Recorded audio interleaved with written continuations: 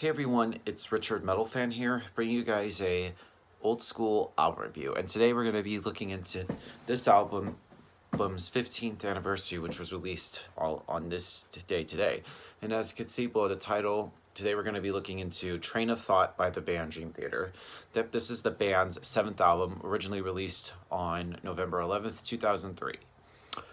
Now, Train of Thought is the band's 7th album, and this was the follow-up to their album that came out the year before, 6 Degrees of Inner Turbulence. And honestly, in my opinion, Train of Thought is a very underrated album in Dream Theater's history, or in their entire discography. Like, hardly anybody ever talks about this album at all. And in my opinion, Train of Thought is definitely different from like previous Dream Theater releases. And with this album, I feel like they go into like a more heavier territory with pounding riffs and sort of like very dark lyrics in here. And this record draws on inspiration from like very heavy rock or metal bands which have influenced the band. And you could even tell like this was a different band.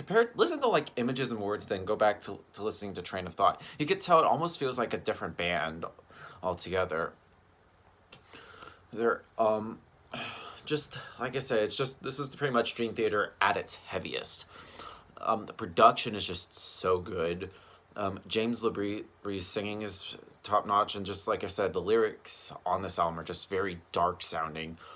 I mean, and the guitar wise, John Petrucci's like this is the heaviest that they could tell, especially in like the guitars. It's just punches you in the face.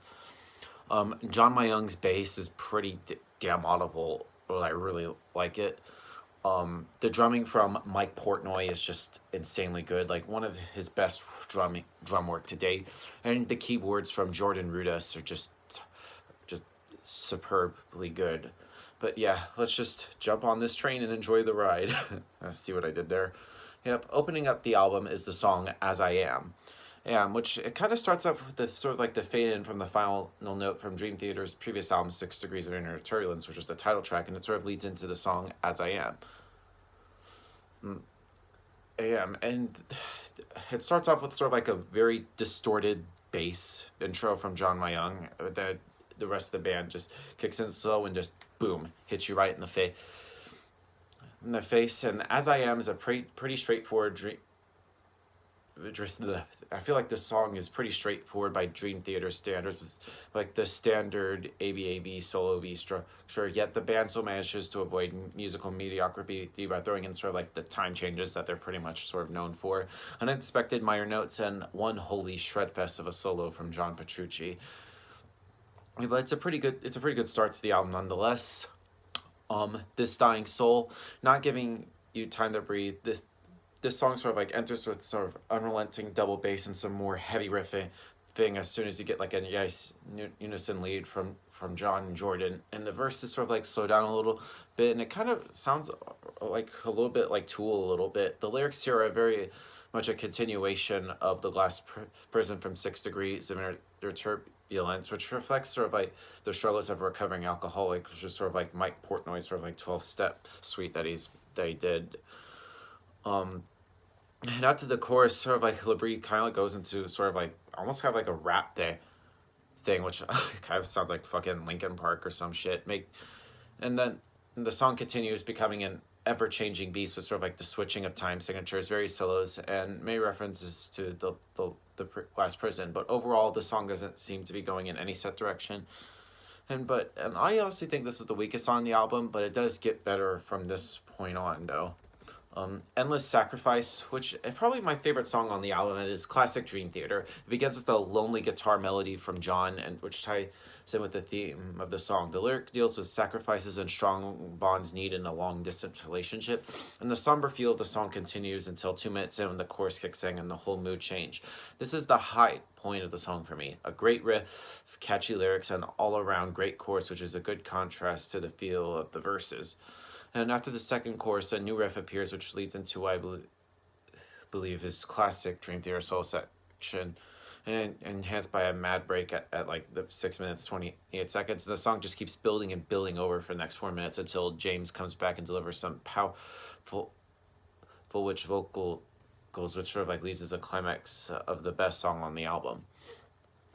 Honor Thy Father. This song strikes me as the most aggressive song on the album. It is an attack from Mike Portnoy on his stepfather, and a lot of pent-up anger seems to be released here. And this song starts with a little bit of a short drum solo from Mike. Mike had short staccato notes from the band. And I just love sort of like how James LaBrie sings over a dark riff from John Mayung, who is sadly sort of often unheard in Dream Theater mix. Although he seems like on here it's more slightly mixed higher on this album. Later on, LaBrie's goes into sort of like more rap-like vocals, but it's not like kind of as bad as it was on A Dying Soul. And following that, another big catchy chorus, heavier verse comes back in, which the song hits the ground running and it doesn't stop. And it has some good sublime drumming from Mike, which provides a good backbone as the song keeps building in until the 5-minute mark. And at this point, all the instruments stop. Ben is harshest, this voice, LaBrie unders the line, don't cross the crooked step. And this part just makes me just shrieky. Next up, we go into Vacant, which is the shortest track on the album, which is less than 3 minutes long, which is kind of weird for Dream Theater, since they're known for like having like long-ass songs. And this is a Dream Theater track which has nothing to do with sort of like John Petrucci or Mike, who are undoubtedly the main men of the band, with sort of like lyrics from James LaBrie and the music arranged by John Mayung and Jordan. And this song provides a stark contrast for the rest of the album, a depressed ballad featuring only Lee Jordan on guitar, LaBrie's heartfelt vocals, and a cello played by guest musician Eugene Frisian. And the lyrics are tinged with sadness, and the song in the same sort of like vein as like Disappear from the previous album, 6 Degrees of Inner Turbulence. Still, the song is very emotional and is a beautiful song that Dream Theater has ever produced.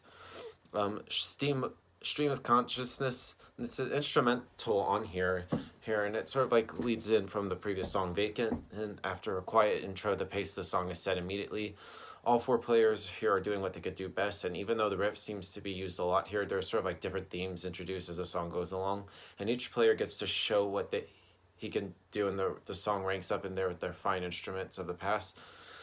And I really love like the fabulous solo from Jordan near the end, and it just draws to a close, and it ends the way it starts with an acoustic guitar as it transcends into the next song, In the Name of the God, which I think this song deals with the potential controversial matter which has been present in the world, especially since like 9/11, that is, taking the life of others in the name of the Almighty. It's a brilliant song, which after repeated listens is becoming my joint favorite, along with like Endless Sacrifice. It begins with more of an acoustic guitar, which quickly leads into a powerful Metallica style riff that punts and sets another dark mood, then quiet down for the vocals from James, who sounds awesome on this track. Heck, the chorus is gripping, and James just continues with sort of like his soaring vocals in it, and he tells you, listen when the prophet speaks. And I love how at the 5-minute 45-second mark, the mood becomes even darker at the bridge with John Mayung and Portnoy sort of like laying down immediate foundation to LaBrie's storytelling vocal style, and the guitar enters this section, just keeps building up with sort of like almost like a drum soloing behind the riff. Then at like 7 minutes and 13 seconds comes something quite expected, a very short techno section, and then after that curious little break, the song resumes with as much power as it has before. And I really love the samba groove at around 8 minutes 36 seconds. It's fantastic itself, but sort of like John's guitar soloing in this section is just nothing less than just incredible. And I just love to be amazed. And the bass line sort of like changes around 9 minutes and 22 seconds, but has like a little bit of a Latino feel, which continues to make the shredding. It's just wow. And I just love how it just fades out only to a solo piano, and the final chord of the album fades into nothing. And I saw like in the making of the album, I believe like Jordan actually played the last note with his nose, which I thought was kind of funny. If you've seen that, it's on YouTube, you should check it out. And so in my opinion, Train of Thought is up there within their best work of like Images and Words and Awake and stuff. Like, but it feels like a totally different band if you compare Images and Words to Train of Thought. In my honest opinion, I would give Train of Thought by Dream Theater a solid probably 8 or 8.5 out of 10. So yeah, that's my review of Train of Thought, guys. Let me know in the comments what you guys think about it. I'll see you all in the next video, and keep it metal.